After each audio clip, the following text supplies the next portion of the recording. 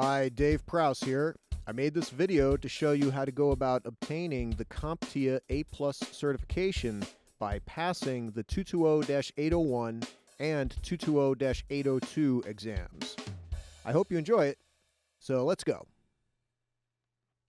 First, let's talk about why you might want to get the A+ certification. The A+ shows that you have proficiency with computer hardware and computer software. For example, building and troubleshooting PCs, working with mobile devices and laptops, and installing, configuring, and troubleshooting Windows. It also empowers a person's resume.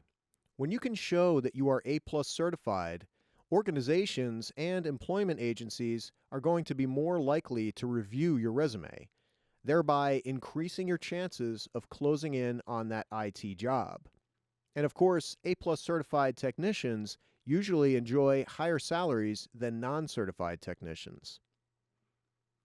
In addition, the A+ acts as a stepping stone to other certifications. Computer technicians often aspire to higher paying jobs in networking or security. The A+ acts as a springboard to other certifications such as the CompTIA Network Plus, Security Plus, and the Cisco and Microsoft certifications. So it's a great starting point in the IT field. The CompTIA A+ is recognized as the foundation level computer certification. Hundreds of thousands have certified to it, and most companies expect a computer tech to have it. Enough said. Now, let's discuss how to go about studying for the A+ exams. The first thing you're going to want to do is download and analyze the A+ objectives.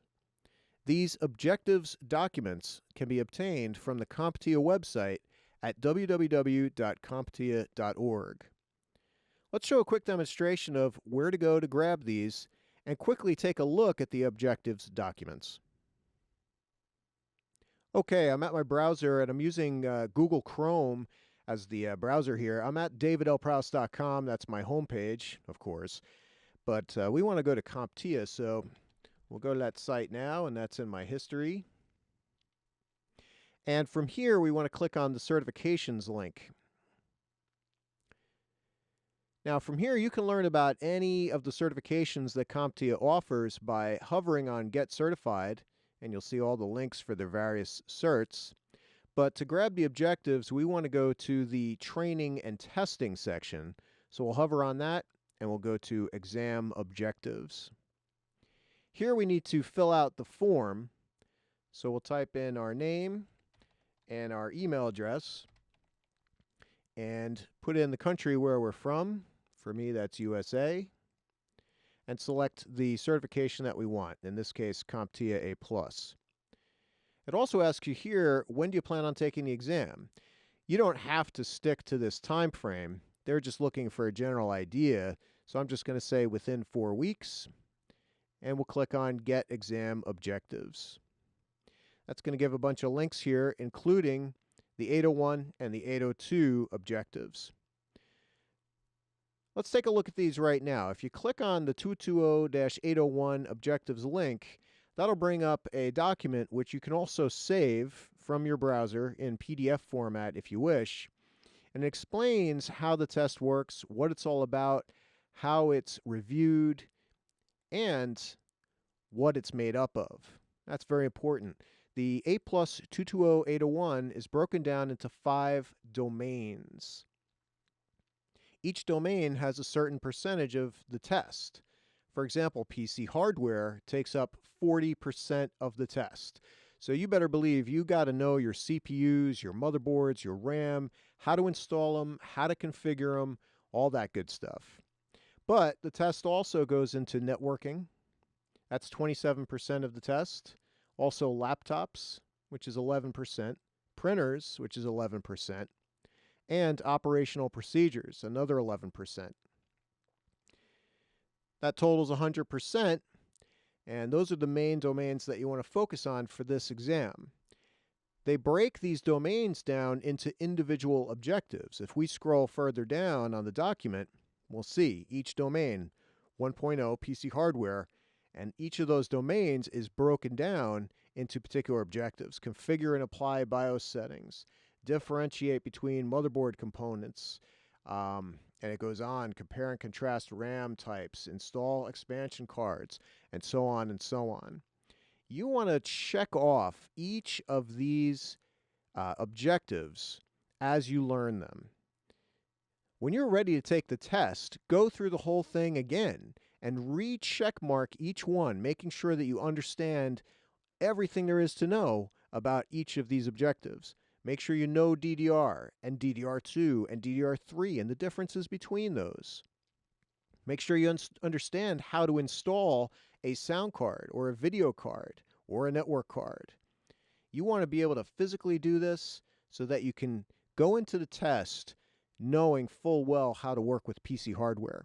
And the same goes for networking and printers and laptops. So that's the 220801 objectives. I highly recommend you download these, save them to your computer, and perhaps even print them out so you can check mark each one as you learn them and as you review them. Let's click on the 220802 objectives. That'll bring up the other objectives document. And you'll see this is broken into 4 domains. The first is operating systems, which is 33% of the test. We're talking Windows 7, Windows Vista, and Windows XP. You need to know how to install them, how to configure them, how to maintenance them. Next is security. That's 22% of the test. So there's going to be a little bit more security compared to the last version of the exams. You want to know how to secure the hardware of a computer, how to secure networks, and of course, how to secure operating systems. Then there's mobile devices. That's 9% of the test, and this is new to the second A+ exam. The last batch of exams didn't have mobile devices. So you want to know about the Android and the iOS operating systems and how they work on smartphones and tablets. And that includes securing mobile devices as well. Finally, we have the largest percentage of this exam, troubleshooting. Without troubleshooting skills, you may as well hang it up. You need to practice your troubleshooting skills on the computer as far as hardware goes and as far as the software goes as well. You got to be able to troubleshoot Windows, networks, printers, laptops, just about anything you can think of. You want to be able to troubleshoot them. And these questions are going to be the hardest because they're going to be scenario oriented. So do the same thing here. Make sure you download these, and you want to check mark each objective as you learn them. And I would go through and recheck mark them with a different color pen as you're reviewing them. Something else to mention here, CompTIA is instituting some new interactive questions where you'll be clicking your way through some of the questions and actually showing that you can do things step by step. So you want to know this stuff from a hands-on standpoint. It's so important to have computers that you can work on in your home lab. Make sure you have systems running the operating systems that you need, Windows 7, Windows Vista, and Windows XP, and make sure you have a system or two that you can break down and fix, troubleshoot, and put back together. You want to do this so you have a hands-on idea about the A+, so you have that hands-on knowledge and you can pass the exam.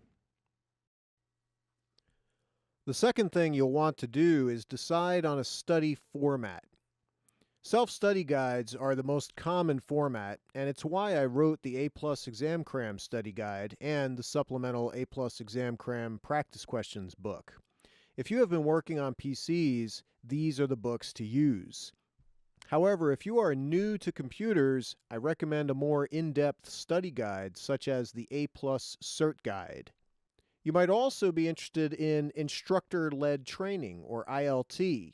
If you are extremely new to IT, consider an on-site class at a technical training school in addition to your study guides.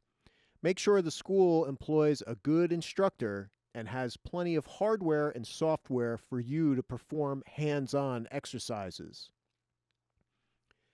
The third thing you're going to want to do is create a study schedule and stick to it. You'll need to set aside a good 10 to 20 hours per week or more for study time. Keep distractions at a minimum and review every piece of content that you study. In the last chapter of the A+ Exam Cram 6th edition, you'll find a checklist. This will aid you while you're studying and doing your final preparations for the actual exam. Next, let's talk about how to take the actual exams. When you're ready, register for the exam with Pearson VUE. As of July 2012, Pearson VUE is the sole provider of CompTIA exams. You can access them online at www.pearsonvue.com. First-timers will need to create an account on Pearson VUE's website. Then you select which exam you wish to take and decide when and where to take the exam. Finally, you pay for the exam cost by credit card. Here's the Pearson VUE website, and once you go to pearsonvue.com, you want to go to Test Taker Services. Then you're going to want to go to Information Technology. Click on that, and on the right-hand side, select your program, which in this case is CompTIA. That'll bring us to the CompTIA section, and from here we can locate test centers near our, near your house or near your place of work, wherever you want to go. And you can schedule a test. If we click on that, you'll see that you need to create a new account with Pearson VUE. And once you do, you can sign in with your username and password and go ahead and look up when the exams are going to be offered in your area. Generally, exams are pretty much whenever you want to take them, but you got to be careful when an exam first comes out and when they're retiring exams. That's when it gets more difficult to actually take the test. Give yourself some time. Check on the Pearson VUE site about a week before you're ready to take the test to make sure that they do have some time slots for you. You don't want to get caught where you're ready to take the exam and you want to take it tomorrow, but they don't have any availability. You got to remember there's a lot of people taking these tests, so you want to definitely check about a week before you're going to be ready to go take it. But once you register for the exam and pay for it, you need to make sure that you study hard and are ready for the test on the day of.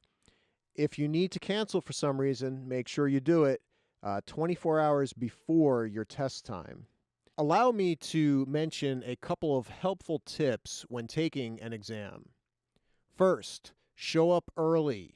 You'll need extra time to find the testing center and sign in when you get there. Be prepared to show up a half hour before your exam is scheduled to begin. Next, bring 2 forms of ID. You'll have to show proper identification. One should be a photo ID and both should be signed. Finally, bring your cram sheet or your cheat sheet that you've created. If you get to the testing center early, study off your cram sheet while sitting in the waiting area. When the test center administrator is ready for you, that person will ask you to leave any phones, keys, and other items in a locker, and will then lead you to your seat where you will take the exam on a computer. The exam will look similar to the test engine I offer within my A+ Exam Cram books. More tips can be found at my website at this link, and I'll supply you with this and the other links once again at the end of the video. When you complete the exam, you will receive a printout letting you know whether or not you passed. If you studied properly and followed the steps on my checklist, you should do well. If you pass, your actual certification will be mailed to you in 4 to 6 weeks.